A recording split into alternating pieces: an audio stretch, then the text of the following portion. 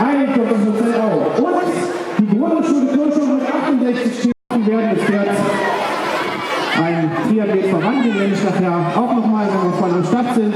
Und unser Nikolaus fährt hinter euch her. Ihr macht mehr Platz ins Laut, wir euch nämlich um. So. Und. Hast du Erika mal gesehen?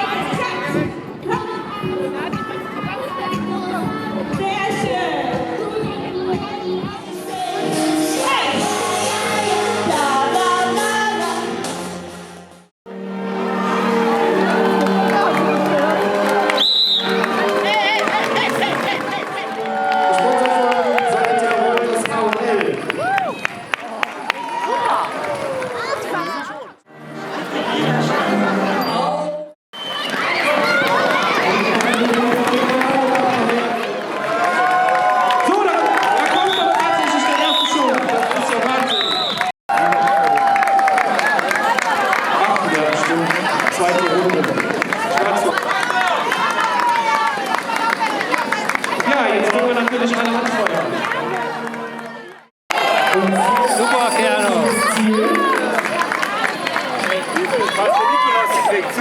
Hast du toll gemacht. Und auch das erste Ergebnis im Ziel. Super. So, der dritte Moment. Erst Name und Schule, bitte. Felix.